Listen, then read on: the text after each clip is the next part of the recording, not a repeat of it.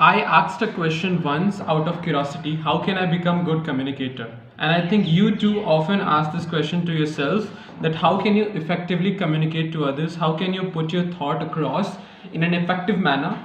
How can you structure your thoughts? How can you get your ideas across so that your ideas are heard, your ideas are appreciated, and your way of communication is also seen effective? Well, this is a question that more or less asked by everybody, and I'm afraid that many of us have a very wrong definition of what communication actually stands for. Let me first of all deliver the definition of what people understand. It is like having something in your mind and blurting it out with your mouth without having to care whether my message is being understood, whether the person is listening to understand or not, and am I being courteous, am I being nice, am I being kind. Before I begin to talk about communication, let's first understand. Buddha once said, if it is only necessary to speak, when you think that your words are more important than silence, then only open your mouth. I would suggest try to be silent as more as you can. The more silent you are, the less you speak, the more you are heard. Now, this is psychological. If you say that if I don't speak, how will I be heard then? But the reason is, and the psychology is, the more you less, the more you will be heard. Because whenever you will speak, people will listen. Because people will have an image of you that he doesn't speak mostly. But if he is speaking today, let's listen to him. They have a curiosity to listen, right? Because, and if you are a chatterbox and keep on speaking all the time, you will be less listened by people. You will have less impression on people. Now, coming back to what definition of communication mean to me, I basically believe communication is a process where at least two people are required to conduct the communication, and a communication is always a two-way process. But what we actually do, we think and we mold the communication in one way. Only it is me speaking to the person and I'm making the person listen to me only. And that's where we are mistaken. That's where we make the person lose interest in our things. You have to at least give enough space to the person to speak. Let the other person speak. You also have to listen. I'll tell you what, a good communicator lets the other person do 80% of the talking and you become the 20%. You only be the 20% of a speaker. You listen 80% and other person speaks for the 80%. That's how a communication should be done. It is not 50-50, it should always be 80-20. Now, when you're communicating with others, make sure you're not talking about yourself all the time. You're not imposing the person your own thoughts. You're letting the person talk. You're letting the person reveal his own stuffs. Let the person unfold his own attitude, his own style, his charisma, his personality. Towards the end of the video, I'll be talking about some of the tips, or I might say golden techniques. How can you be effective in a conversation, in a communication, apart from these theoretical things. But before we begin and before we reach to that, I would like you to watch till the end and please stay tuned. Let me talk about characteristics of communication. What are characteristics? Basically, there are mainly two, although there can be 6 or 7, but I'm mainly going to highlight two characteristics which I believe is very important to take a note of, and that is a communication is always a two-way process. So whenever you are talking to someone, make sure you are engaging the person in a conversation. You are paraphrasing when the person is speaking. Let the person feel heard if you want to be heard, and let the person speak. Secondly, listen carefully. I believe a good communicator is not the one who speaks, but a good communicator is the one who listens. It is one of the very fundamental need of communication, that is to make the person understand what we are saying. The very foundation of communication, the very fundamental utility of communication is to get our task done, to have someone listen to us, or to express our emotions, feelings and information.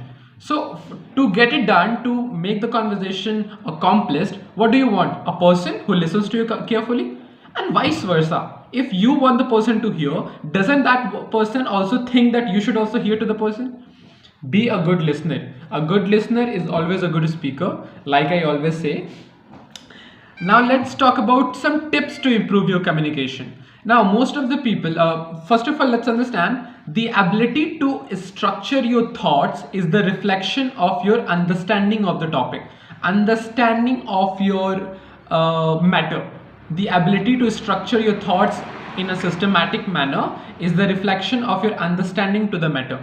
If I don't understand something good enough, I'll not be able to structure it. I won't be able to effectively present it in front of you. So the first way, to be prepared, to be completely acquainted with your topic, to be completely aware with what you're talking about. Don't talk around the bush.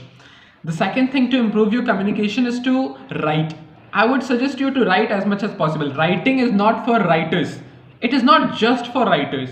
Writing is also for good communicators. If you want to effectively talk and want to present your ideas in a most effective manner possible, start writing right from now. What writing does, basically, while you are writing, you would not go writing about random stuffs. You will be to the point. You will be absolutely to the point. You would just try to give your explanation in a brief, because we are such a lazy person that we do not want to write so much. We want to we want to encompass the entire thing. We want to condense the entire narration, entire story in fewer words possible. So that's what writing does, and I think we all like that person in our generation. We already lack time. We are already short of time. We don't have the whole day to listen to someone's problem. So how about if you organize your thought in a brief and narrate it to the person in such a way that it doesn't consume so much of time, and in less time you give the more output. So writing can does that for you. If you write properly and if you write daily, it will eventually train your mind. It will eventually it will eventually make your mind to speak in such brief manner. I hope you get the idea. Let's talk about the tip number 2, and that is practice.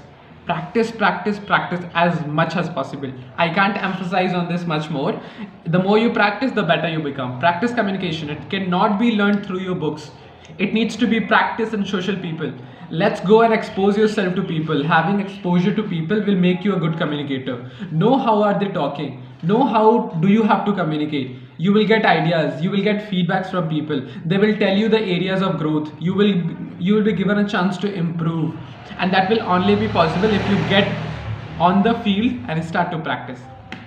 Now my third tip is copying from others. I am a huge fan of Shah Rukh Khan, not because of the fan base that he has or because the way he acts in the movie. And he has given so many blockbustered and mega busted movies in the industry. But I respect that guy mostly because his communication skills are so fabulous. Have you just seen him talking? Have you just seen him giving an interview? How charismatic he is. It is all due to his good communication skills. So imbibe the person you like, imbibe the best, learn from the best. You have to copy the best. I'm not saying to copy anybody, just copy the best. There are so many examples of good communicators like Shashi Tharoor, Narendra Modi, and Shah Rukh Khan, so many other celebrities, many idols. You start to imbibe them, watch them, observe them, and learn from them. Now, last but not the least, listen as carefully as you can. You have to listen 80%. Remember, have you ever wondered why have you been given 2 ears and 1 mouth?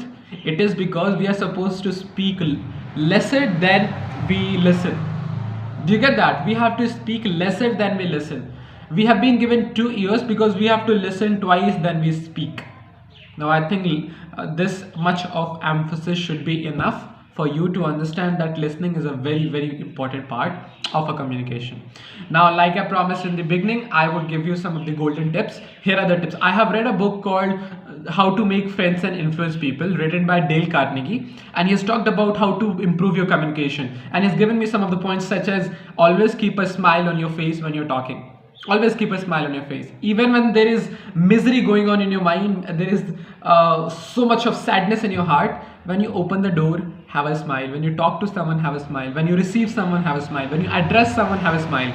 It radiates confidence. Second point is, you have to pronounce the person's name whom you're talking, and make sure you are correctly pronouncing the name. Let's not say someone who's Barkha, you are calling him Garkha. Right? There's a person by the name Navneet, I call him Ramneet. So that felt very awkward to her and as well as me, that I mispronounced the person's name. So always remember, you have to pronounce the name of the person in the middle of the conversation. Don't overdo it. Anything in excessive spoils, but you have to do it frequently in order to make the person validated. Nobody loves anything else in the world other than his own name. And our name is the most loveliest, soulful word that we have ever heard. With that, I would not stretch this video any longer. Thank you so much if you are watching this video till the end, and I will see you soon in the other video.